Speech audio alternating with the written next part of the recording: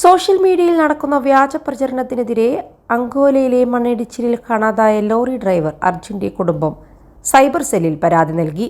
വാർത്താസമ്മേളനത്തിലെ വാക്കുകൾ എഡിറ്റ് ചെയ്ത് മാറ്റിയായിരുന്നു അർജുന്റെ കുടുംബത്തിനെതിരെ സോഷ്യൽ മീഡിയയിൽ വ്യാജ പ്രചരണം നടക്കുന്നത്. കോഴിക്കോട് സൈബർ സെല്ലിലാണ് കുടുംബം പരാതി നൽകിയത്. അതേസമയം കാണാതായ അർജുനായി 10ാം ദിവസം തെരച്ചിൽ തുടങ്ങിയിട്ടുണ്ട്.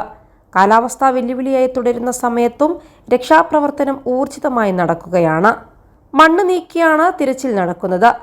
ഗംഗാവലി പുഴയുടെ അടിത്തട്ടിലേക്ക് അർജുനെ കണ്ടെത്താൻ നാവികസേനയുടെ ഡീപ് ഡൈവേഴ്സ് ഇറങ്ങും. ലോറി ഉയർത്താനായി പുഴയിൽ പ്രത്യേക പ്ലാറ്റ്ഫോം സ്ഥാപിക്കാനാണ് തീരുമാനം. കരയിൽ നിന്ന് 30 മീറ്റർ മാറി അടിത്തട്ടിൽ 15 അടി താഴ്ചയിൽ ലോറിയുണ്ടെന്ന് ഇന്നലെ കണ്ടെത്തിയിരുന്നു. കൂടുതൽ വലിയ മണ്ണുമാന്തി യന്ത്രങ്ങളും ക്രെയിനുകളും എത്തിച്ചാണ് ഇന്നത്തെ തിരച്ചിൽ നടക്കുന്നത്. അത്യാധുനിക ഡ്രോണുകൾ ഇന്നത്തെ പരിശോധനയ്ക്കുണ്ടാകും.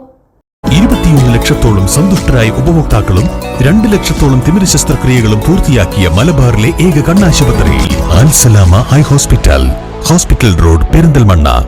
ട്രക്ക് പുഴയിൽ തല കീഴായി മറിഞ്ഞ നിലയിലാണ് കണ്ടെത്തിയത്. മഴയും കാറ്റും ശക്തമായതിനാൽ ഇന്നലെ രാത്രി തിരച്ചിൽ അവസാനിപ്പിക്കുമെന്നായിരുന്നു പറഞ്ഞത്. തിരച്ചിലിൽ കണ്ടെത്തിയത് അർജുന്റെ ഭാരത് ബെൻസ് ലോറിയാണെന്ന് ജില്ലാ പോലീസ് മേധാവി ഉൾപ്പെടെ സ്ഥിരീകരിച്ചിട്ടുണ്ട്. അർജുനെ പുഴയിൽ നിന്നും കണ്ടെത്താനാകുമെന്ന പ്രതീക്ഷയിലാണ് സൈന്യം. രാവിലെയോടെ കാലാവസ്ഥ അനുകൂലമാകുമെന്നാണ് പ്രതീക്ഷ. ആദ്യം ഡ്രൈവർമാരെ ഇറക്കി ക്യാബിനിൽ അർജുൻ ഉണ്ടോ എന്ന് കണ്ടെത്തുന്നതിന് ശ്രമം നടത്തും. പിന്നീടാകും ട്രക്ക് പുറത്തെടുക്കുക. കാലാവസ്ഥ അനുകൂലമെങ്കിൽ മുങ്ങൽ വിദഗ്ധരെ പുഴയിലിറക്കി പരിശോധന നടത്താനാണ് തീരുമാനിച്ചിരിക്കുന്നത്. ജില്ലാ ഭരണകൂടവുമായി ചർച്ച ചെയ്താകും അന്തിമ പദ്ധതി തയ്യാറാക്കുക. മേഖലയിലേക്ക് ഡ്രോണുകളടക്കം കൂടുതൽ സന്നാഹങ്ങൾ വ്യാഴാഴ്ച രാവിലെയോടെ എത്തിക്കും. കാണാതായ ട്രക്കിന്റെ സാന്നിധ്യം സ്ഥിരീകരിച്ചതോടെ രക്ഷാപ്രവർത്തനം ബുധനാഴ്ച അവസാന ഘട്ടത്തിലേക്ക് അടുത്തിരുന്നു. എന്നാൽ പ്രതികൂല കാലാവസ്ഥയെ തുടർന്ന് പരിശോധന നടത്തുകയായിരുന്ന നേവിയുടെ ബോട്ടുകൾ കരയിലേക്ക് അടുപ്പിച്ചു.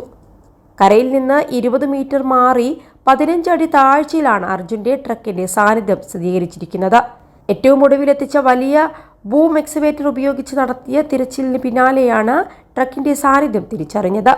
ലോറി പുഴയിൽ നിന്ന് എടുക്കുക എന്നത് വളരെ ബുദ്ധിമുട്ടേറിയ കാര്യമാണ്. ഇതിനുള്ള സാഹചര്യം പരിശോധിക്കാൻ 3 ബോട്ടുകളിൽ നാവികസേനാംഗങ്ങൾ സ്ഥലത്തേക്ക് നീങ്ങിയെങ്കിലും കനത്ത ഒഴുക്ക് കാരണം മുന്നോട്ടു പോകാനായിട്ടില്ല. 30 അടിയോളം താഴ്ചയുള്ള പുഴയാണ് ഗംഗാവലി. നിലവിൽ അടിയൊഴുക്ക് ശക്തമാണ്. അർജുന്റെ ട്രക്ക് നദിയിൽ കണ്ടെത്തിയതിന് പിന്നാലെ കർണാടക റവന്യൂ മന്ത്രി കൃഷ്ണ ബൈരഗൌഡയും പോലീസും സ്ഥിരീകരിച്ചു മാധ്യമങ്ങൾ റിപ്പോർട്ട് ചെയ്തിരുന്നു.